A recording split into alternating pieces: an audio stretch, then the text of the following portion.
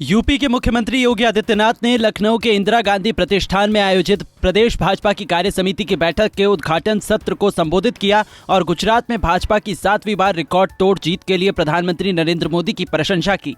मुख्यमंत्री योगी ने कहा कि आज पूरी दुनिया कौतूहल और आश्चर्य की नजर से भारत की तरफ देख रही है।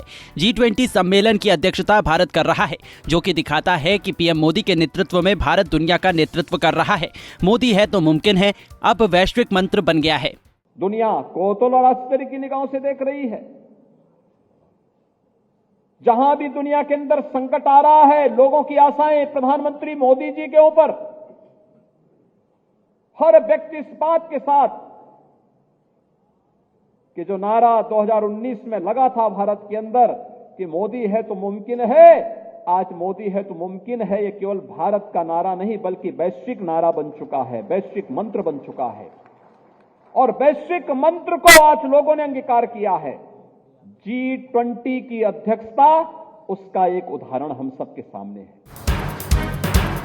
इस बैठक के दौरान मुख्यमंत्री योगी आदित्यनाथ ने भाजपा नेताओं को यूपी के निकाय चुनाव और लोकसभा चुनाव की तैयारियों में जुटने का आह्वान किया। उन्होंने कहा कि ओबीसी आयोग की रिपोर्ट आने के बाद निकाय चुनाव कराए जाएंगे। इन चुनाव में भाजपा का परचम लहराना है। जिस तरह से 2014, 17, 19 और 22 में चुनाव हुए हैं, हम सबको मिलकर ये चुनाव जीतना है। जो हम परंपरागत हमारा अनाज रहा है, बाजरा है, ज्वार है, कोदू है और भी रागी है, ये सब जो परंपरागत रहा है, इस वर्ष के रूप में मनाना है, इसको प्रोत्साहित करना है। नेचुरल फार्मिंग, ये विश्व मुक्त खेती, गौ आधारित खेती, गौ माता की रक्षा भी होगी और विश्व मुक्त खेती के माध्यम से लागत को कम करना, किसान की आमदनी को आगे बढ़ाना, इस दिशा में हम सबको जुड़ करके आगे कार्यक्रम को आगे बढ़ाना होगा। तो नगर निकाय की चुनाव भी हम सब की आहट को फिर से वो हम सबको आमंत्रित कर रहा है, हम उसकी तैयारी करें। 762 नगर निकायों के इलेक्शन होने हैं। ओबीसी कमीशन की रिपोर्ट आते ही इलेक्शन की घोषणा भी हो जाएगी और इलेक्शन की घोषणा के साथ फिर से भारतीय जनता पार्टी का परचम 2014, 2017, 2019, 2022 के साथ नगर निकाय चुनाव में भी परचम लहराता हुआ दिखाई देना चाहिए। नगर निगम, नगर पालिका, नगर पंचायतों में इसकी तैयारी के लिए हम सब कार्य कर सकेंगे। इस विश्वास के साथ आज हम सब यहां पर प्रदेश कार्य समिति के अवसर पर विभिन्न मुद्दों पर चर्चा करेंगे। समाजवादी पार्टी के राष्ट्रीय अध्यक्ष अखिलेश यादव ने जनेश्वर मिश्र की पुण्यतिथि पर उन्हें श्रद्धांजलि अर्पित की। गोमती नगर में बने जनेश्वर मिश्र पार्क में पहुंचे अखिलेश यादव ने उनकी प्रतिमा पर पुष्प अर्पित कर उन्हें श्रद्धांजलि अर्पित किया है। उन्होंने कहा कि आज के दिन जनेश्वर मिश्र को याद कर रहे हैं हम। जनेश्वर मिश्र और नेताजी ने इस समाजवादी आंदोलन को आगे बढ़ाया है। आज हम सब समाजवादी लोग जनेश्वर मिश्र जी को याद कर रहे हैं। जनेश्वर मिश्र जी वो उस पीढ़ी के नेता रहे जो डॉक्टर राम मनोहर लोहिया, जयप्रकाश, कर्पूरी ठाकुर जी और समाजवादी आंदोलन को आगे बढ़ाने का काम किया। जनेश्वर मिश्र जी को जहां हम लोग याद कर रहे हैं, वहीं ये भी याद कर रहे हैं कि जिस तरीके से जनेश्वर मिश्र जी और नेताजी ने इस समाजवादी आंदोलन को आगे बढ़ाया, आज के दिन हम सभी समाजवादी साथी ये संकल्प लेते हैं जो समाजवादी आंदोलन चला है उसको और बढ़ाने का काम करेंगे। अखिलेश यादव ने लखनऊ में अपने काम भी खूब गिनवाए और कहा कि बीजेपी के पास कोई पार्क नहीं है। उन्हें जब ऑक्सीजन की जरूरत पड़ती है तो लोहिया पार्क के छोटे लोहिया पार्क जाते हैं। वहीं बीजेपी के 80 सीटों के जीतने के सवाल पर अखिलेश यादव ने कहा कि हो सकता है कि 80 सीटें हार जाएं। जो पार्टी ये कहती है कि वो बरसों बरसों रहेंगे, वो लोग अब सिर्फ 400 दिन की बात कर रहे हैं। देखिए, बीजेपी इस बार हो सकता है 80 सीटें हार जाए। जो ये कहती हो पार्टी कि हम बरसों बरसों रहेंगे, याद कीजिए यही कहते थे ना कि 50 साल राज करेंगे, और वो लोग 400 दिन की बात कर रहे थे और आज तो 2 दिन चले गए 398।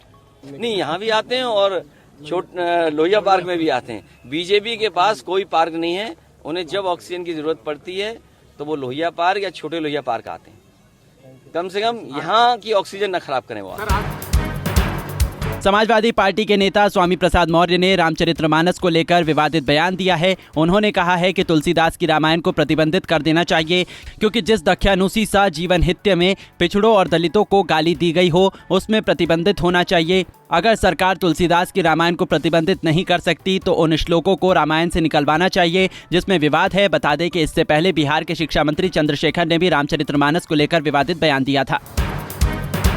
स्वामी प्रसाद मौर्य के रामचरितमानस पर दिए गए विवादित बयान पर अब राजनीति भी शुरू हो गई है। इस पूरे मामले पर केंद्रीय मंत्री गिरिराज सिंह ने स्वामी प्रसाद मौर्य पर पलटवार करते हुए कहा है कि अब सनातन धर्म को गाली देना एक फैशन बन गया है। आजकल कोई भी सनातन धर्म को गाली देता है।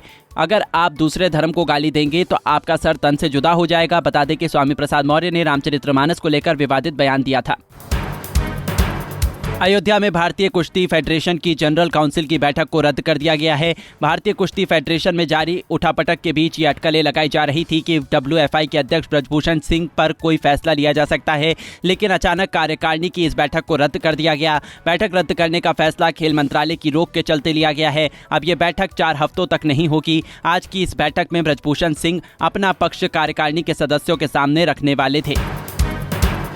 उसरी चट्टी के पास मुख्तार अंसारी के काफिले पर हुए हमले के मामले में 21 साल बाद मुख्तार अंसारी समेत 5 लोगों के खिलाफ हत्या का मुकदमा दर्ज किया गया है। ADG के आदेश पर हुई कार्रवाई के बाद पुलिस ने जांच शुरू कर दी है। आरोप है कि घटना से एक दिन पहले मनोज राय को मुख्तार अंसारी का गिरोह उसकी ससुराल गांव अफ्तही से उठा ले गया और हत्या कर दी गई। गाजियाबाद जिले से एक दिल दहला देने वाला मामला सामने आया है। एक शख्स ने अपनी पत्नी के अवैध संबंध के चलते पत्नी के प्रेमी की हत्या कर दी। इसके बाद उसके शव को 12 टुकड़ों में काटकर खोड़ा कॉलोनी के अलग अलग स्थानों पर फेंक दिया। शव की सूचना मिलते ही पुलिस मौके पर पहुंची। शव की शिनाख्त के बाद पुलिस जांच में जुटी तो हत्या का खुलासा हुआ। इस मामले में पुलिस ने रिक्शा चालक मीलाल को गिरफ्तार किया। उसने अवैध संबंधों के शक में हत्या की बात कबूल की है। मथुरा में थाना सुरीर क्षेत्र में अंतर्राज्यीय लुटेरे गैंग से स्थानीय पुलिस और STF की मुठभेड़ हो गई। इस मुठभेड़ में एक बदमाश गोली लगने से घायल हो गया। पकड़े गए बदमाश पर पहले से 50,000 रुपए का इनाम था। पुलिस के मुताबिक बग्गा उर्फ मुन्ना उर्फ शहादत अपने गैंग के साथ यमुना एक्सप्रेसवे पर किसी लूट की वारदात को अंजाम देने की फिराक में था। STF को बग्गा की लोकेशन मथुरा में मिली। सूचना मिलने के बाद STF की टीम सुरीर पुलिस के साथ एक्सप्रेसवे पर पहुंची और वहीं मुठभेड़ के दौरान शातिर बदमाश पकड़ा गया। शाहजहांपुर थाना जलालाबाद पुलिस ने डकैती की योजना बनाते हुए 6 अंतर जनपदीय शातिर अभियुक्तों को गिरफ्तार किया है। आरोपियों के पास से भारी मात्रा में अवैध हथियार, कारतूस, चाकू, छुरी, नकाब और डकैती डालने के उपकरण बरामद हुए हैं। इन लुटेरों के पास से कई थाना क्षेत्रों में की गई चोरी और लूट के सामान मिले हैं। मऊ में ट्रेन की चपेट में आने से एक युवक की हाथ की कलाई कट गई। घायल युवक बलिया में PWD विभाग में नौकरी करता है। मऊ से रोज तमसा नदी पर बने रेलवे पुल पर चलकर रेलवे स्टेशन जाता था। इसी दौरान रेलवे पुल पार करते समय ट्रेन आ गई। ट्रेन को अपनी तरफ आता देख युवक रेलवे ट्रैक पकड़कर पुल के नीचे नदी में लटक गया, मगर ट्रेन की चपेट में दाहिना हाथ आते ही वो नदी में गिर गया। नदी किनारे मौजूद लोगों ने युवक को अस्पताल में भर्ती करवाया। युवक की हालत गंभीर बताई जा रही है। संभल में चलती ट्रेन में एक महिला से गैंगरेप का मामला सामने आया है। आरोप है कि लिंक एक्सप्रेस में रेलवे के TTE ने अपने एक साथी के साथ मिलकर प्रयागराज जा रही एक महिला से AC कोच में गैंगरेप किया। पीड़िता की शिकायत पर संभल GRP ने केस दर्ज कर TTE को गिरफ्तार कर लिया है। वहीं दूसरे आरोपी की तलाश जारी है। बस्ती के शहीद सत्यवान स्टेडियम में चल रहे सांसद खेल महाकुंभ में कबड्डी खिलाड़ियों से मारपीट का मामला सामने आया है, जहां शराब के नशे में दबंगों ने कबड्डी खिलाड़ियों के सिर पर लोहे के रॉड से हमला कर दिया। खिलाड़ियों के मुताबिक कबड्डी खेलने के बाद सांस्कृतिक कार्यक्रम में ये खिलाड़ी ग्रुप में किनारे डांस कर रहे थे। उसी दौरान छेड़खानी का आरोप लगाकर 10 से 15 लोगों ने इन खिलाड़ियों पर हमला बोल दिया। दबंगों के हमले में एक खिलाड़ी गंभीर रूप से घायल हो गया। कुशीनगर का सामुदायिक स्वास्थ्य केंद्र दुधही एक बार फिर चर्चा में आ गया है। इस बार दुधही CHC परिसर में एक नवजात के शव को कुत्तों ने नोच डाला। कुत्तों के द्वारा शव नोचकर खाने का फोटो सोशल मीडिया पर वायरल हो रहा है। वहीं पूरे मामले पर अस्पताल की फजीहत होने के बाद CMO ने मामले में नवजात का शव अस्पताल के बाहर का होना बताकर विभाग की जिम्मेदारी खत्म की है। अब DM राजेश रंजन ने न्यायिक SDM पडरौना विकास कुमार से मामले की जाँच के आदेश दिए हैं।